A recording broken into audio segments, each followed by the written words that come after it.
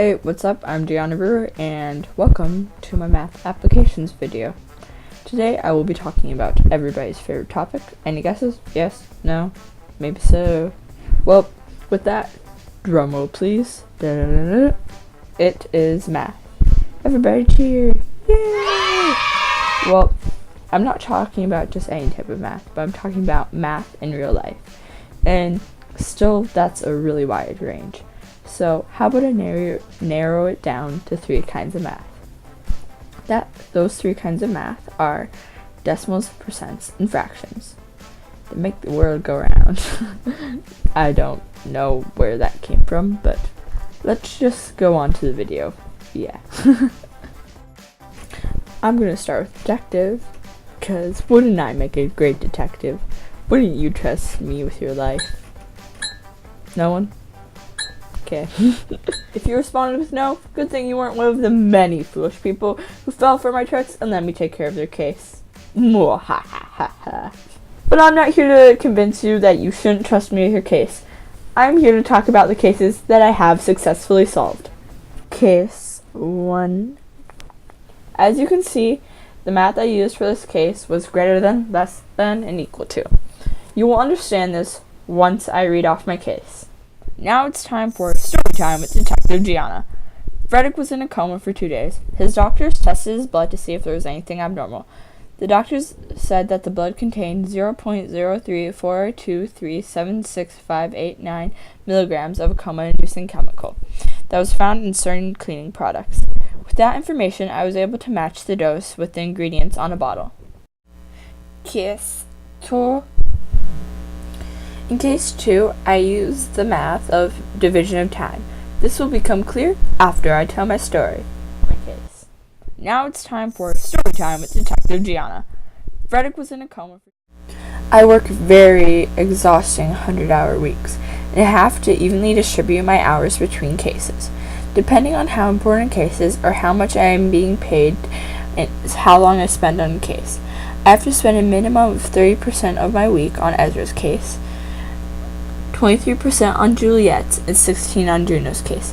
Terry wants me to be in charge of her case too, only if I can spend more than 20 hours on her case, which would leave me with 4 hours a week to put 1 more hour into each case.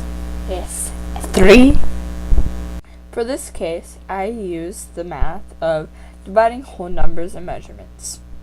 This will become clear after story time with Detective Gianna. Tim said that the culprit was about 1/5 taller than him. Tim was around 5'5", so we have a general idea that the culprit is most likely very tall, close to 6'6". Next is my manicurist job. Situation 1. Every math I used in this was dividing by fractions. You will see this clearly in my story. Time for story time with manicurist Gianna. Susie wanted 1/4 of her nail trimmed off, 3/4 of her nail painted green, and the other 1/4 painted gold for St. Patrick's Day. Situation 2.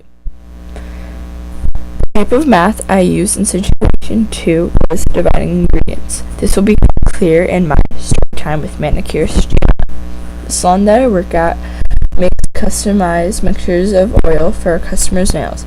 We have to very carefully measure at least 6 different oils that can only weigh 3 grams. Situation 3.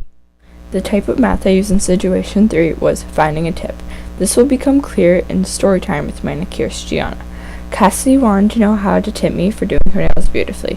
She asked me what a plentiful tip would be. I told her about 20% of what you are paying the place is how much you should tip someone who is serving you. She paid me $7. Now it's time for reflection questions. What do you think is the most important thing you've learned throughout this process? That manicurists actually use math. Believe it or not, they use it for nail art and stuff like that. Number 2. What is the most surprising use of math that you discovered? What career would you like to pursue? Give an example. Well, for the first part of the question, that you use math for nail art, such as how much of a nail you want one color or how short or long you want your nail to be. For the career, I would say in a dream situation, I would be a successful actor. But if I were to get my head out of La La Land and not pretend to be a 3-year-old, I'd probably say a detective. I know that I already said I'd be a detective for the first part, but I just find it really cool that you'd get to have a different situation every day. I'm afraid it's time to bid you farewell, my friends, but I shall not forget you. Until then, goodbye. Wait, I still have a blooper.